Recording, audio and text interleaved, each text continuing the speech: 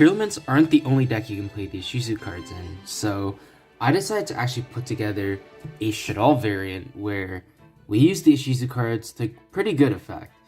So what is up guys, this is Tcg Sam here, and in today's video I'm going to be going over my Ishizu shaddol deck profile post the December ban list. Not that it really affected this deck, but regardless, it's definitely a deck you can experiment with. I think it's a lot of fun. Definitely has a lot of potential using the Ishizu cards as well. So without any further ado, let's just hop straight into the deck profile, starting off with the shaddol monsters. At this point, honestly, this is probably the most standard shaddol lineup I think out there. Just 2 Wendy's, 2 Hedgehog, and then 1 of each of these. You can say in this deck, since you're milling a lot, you could argue to play more, and I can see why you'd want to, but in my head, the only other one I'd really consider playing is maybe a second copy of Shaddol Beast, or a Nest Shaddol Genius or something, but I figured these were sufficient. You still don't really want to see too many of them in your hand without fusion spells, because then they're just dead. And considering with all the mills that you essentially have 6 really good ones that hit turn 1 that can probably get you access to other Shaddolls. So it's okay if we don't play that many, just to reduce the amount of bricks that we have in our deck. We also have another way to access them, that being Mathematician. So we are back on Mathematician. But Mathematician in this deck also has great utility because it's able to send a lot of other cards from our deck to the grave as well, including the Ishizu cards, which will trigger because they are sent from the deck to the graveyard. So if you need to mill, or if you have access to your full engine already, you can send one of the shufflers or the millers, for example, and you just get more pluses off of that. Mathematician also turns into Artemis, which is a very accessible level 4 Link 1 light monster, so it's very important for your construct plays. So Mathematician just does a lot in this deck, and definitely good to be back on this card. For the Ishizu cards, we are playing 3 Medora, 3 Kelbeck, 3 Keldo, and 1 Yugioh. So it's a pretty standard Ishizu lineup, pretty similar to what tier elements would play. This is honestly all you need really. Yugioh, of course, is the worst one. You can say you want to play more Yugioh just so you have Medora plus Keldo plus one of these more often. But Yugioh I just couldn't find a way to fit it and keep the deck at 40. So I figured 1 Yugioh was good, just so you have the possibility of going something like Keldo, pitch Kelbeck, and then search Yugioh and get a bunch of level 4s on the board. So you want 1 Yugioh for that play specifically, but these are just pretty standard, really good mills. Protect you against the Ishizu tier matchup, where now they won't really want to be incentivized to mill you, which takes out a very key part of their deck. So having these also allows you to compete against those other strategies as well that need to manipulate the graveyard. And of course, they're all level 4, so you can send them off the Mathematician. And yeah, that's the really great part about these cards. Not only can you easily access them with Mathematician, but you also have fusion spells you can get them into the graveyard with. They're level 4s. They also when they mill, they trigger your Shaddolls and stuff. So honestly, a lot of great synergies there. Moving on to the rest of our monster lineup, I'm playing 1 Juggler, 1 Trick Clown, 1 Hat Tricker. So this was kind of a sort of last minute addition. I wanted more light monsters in the main deck that were accessible without having to go into Artemis in the extra deck, just in case. Of course, Juggler and Trick Clown are very good mills, good mills with Ishizus. You can send them off of Mathematician as well, and they both get in their body. Of course, Damage Juggler is really great because you're able to either search the Hat Tricker or the Trick Clown. So Trick Clown if you need a light, Hat Tricker if you need an extender, and just having these monsters also gives you easier access to rank 4s because you do have the level 4 monsters as well.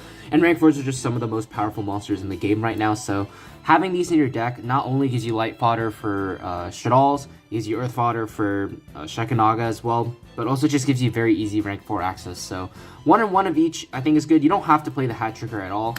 You could honestly just cut it down to these 2 and play another card Upstart or something along those lines in the main deck instead. But I just wanted the option to be able to search this when we have a bunch of level 4s on board and we want to extend into some plays.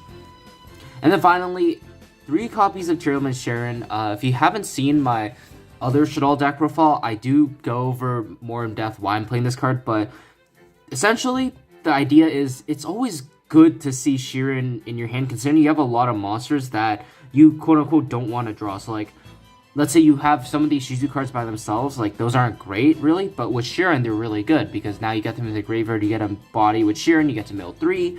Same idea with the Shaddolls, you get to trigger the shaddol, you get to mill 3, so honestly pretty insane. But also the biggest reason why we're playing Shirin in this deck is because when we're milling a bunch of cards with the Ishizus, you want to be able to hit something that actually grants you instant value. So like, instead of just a Shaddol grabbing you like a little bit of like value off of Hedgehog or something, you want something that threatens something right away with the mills. So Shirin not only can threaten like a window very, very easily, considering like we have, all we gotta do is mill Shirin and mill any Shaddol, we have a window right away. That means if our opponent like mills us and we hit a Shirin, we can make a window on their turn as well. Of course, on our turn, it helps us make window a lot easier as well. And of course, window is just going to be one of those super powerful win conditions of this deck that a lot of the top decks find very difficult to deal with. So yeah, there's just so many good things about this card. Unbricks you, it's great mill, it's a level 4 as well, so you can kind of see the trend here. We are playing like sort of almost a rank 4 Shaddolls in a sense, but yeah, triple Shirin I think is definitely needed, especially in the Ishizu variant. I just love this card in this deck. This card is super insane. Stay tuned for the combo tutorial / test hands with this deck. I'll show you guys what this deck can actually do, and why you should actually consider playing this card in any future shell variants. That's it for the monsters. For the spells, we are playing 3 copies of Super Poly, 3 L Shaddol, 3 Shaddol Fusion, so the 6 Shaddol spells are pretty standard, don't really need to explain that. You absolutely need to see them in your hand in order to win. Triple Super Poly, the reason I put in Super Poly still, even though it's, you can say it's very subpar against top decks, like even against tier elements, it's not that great, and I agree, but the thing is, you want as many like fusion spells as possible that are reasonable. And it's okay if you're able to, as long as you're able to get like a Shaddol monster on board, because now Super Poly can turn your Shaddol monster plus any of your opponent's monsters into a construct, into a window or whatever. That can be really powerful. So I still think Super Poly is worth it to play. You absolutely don't have to play this if you don't want to, but I couldn't find really a better card that also solved the issue of not having enough fusion spells. So 3 Super Poly for that reason, but like I said, you can swap it out for something else if you find something better. And then 1 copy of Foolish Burial is just any card in your deck. The great thing about Foolish Burial as well is now you can send Shirin, you get an instant fusion spell. If you send a card like one of the Ishizu cards, you get mills or shuffles, and of course you can just send any Shaddol card to get whatever you need. So pretty good card in the deck. And then the 3 Shaddol traps that we're playing, 1 Resh, 1 Schism, and 1 Core. So I know these 2 are pretty standard, so there's not much to really explain about those, but the reason we're playing Core in this deck is because the idea with these Ishizu cards, we're going to be milling a lot.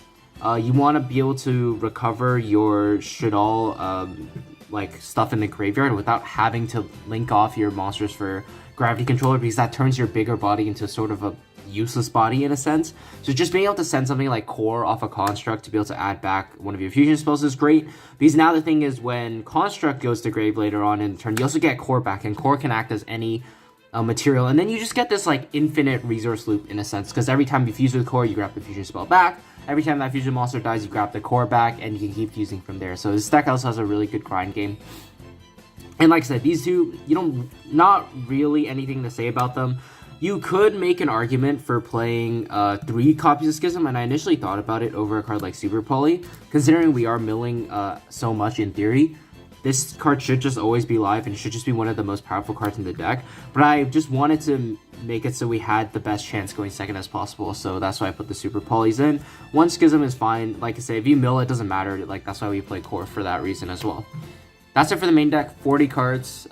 For the extra deck, we do start off with 1 copy of Gravity Controller. Honorary Shaddol card, just turn your any of your Shaddol monsters in the extra monster zone into a search or an add back from the grave right away, so it's really good. This is a proxy for Artemis the Magistus Moon Maiden, the Link 1. All it does is it's a Link 1 light monster that requires a level 4 or lower spellcaster monster, so Mathematician or a couple of your Shaddolls, or like the clowns as well can like turn into it. You just need that to get a light monster very accessibly to make your construct easier, because we are only playing those 2 light monsters in the main deck, so you do want to access construct as consistently as possible using a card like this. 1 Dark, the Dark Charmer. We are playing a bunch of dark monsters, of course. Pretty insane card, there's not much to really say about this.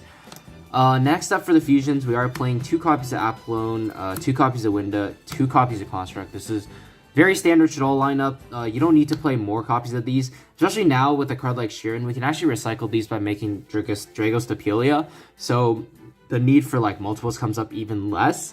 You could make an argument for like 1 copy of Apollo, because we aren't playing cards like the Dear Servant or Ultimate Slayer, so we end up not sending this to the graveyard that often.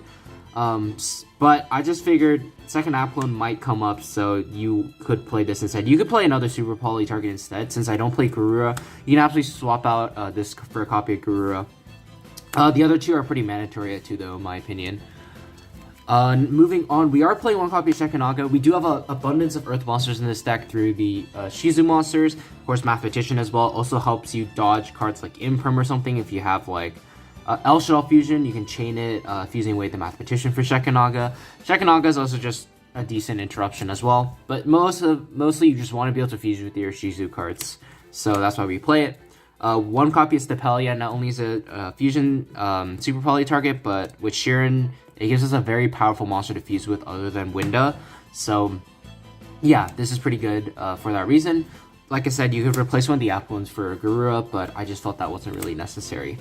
Next up for the rank 4 part of the deck, we are playing 1 Dweller, 1 Guska, 1 Redoer. We do have a lot of level 4s in this deck, so the Ishizu cards, Sheeran, the Clowns. We just have access to like a very powerful rank 4 toolbox. These 2 should be pretty standard. Dweller against most matchups, but Guska against the matchups is not good against. So essentially these 2 should cover like most of the meta, if not all of it. Redoer is for those cases where you end up with a Sheeran on board, and let's say you miss off of your Sheeran, then putting it under Redoer allows you to have a fusion spell on your opponent's turn, most likely for a card like Winda. So for example, if you just go Sheeran, you mill a Shaddol, but you don't hit another Sheeran, if you can make a Redoer, that means you have access to a Winda on your opponent's turn by detaching the Sheeran. So you wanted to play it for that reason. Pretty good card as well against like a lot of background matchups, which the other 2 XYZs wouldn't be good against. And then finally 1 copy of Zeus, since we are playing a bunch of XYZs. So that's going to do it for the deck profile. Let me know what you guys thought about it in the comment section below. If you enjoyed it, do let me know by leaving a like, commenting, and subscribing. Do stay tuned for the test hand / combo tutorial video that will be coming out very soon after this, so stay tuned for that. But hopefully you guys enjoyed the video. Let me know what you thought about it in the comment section below, and I will see you guys in the next one. Take care.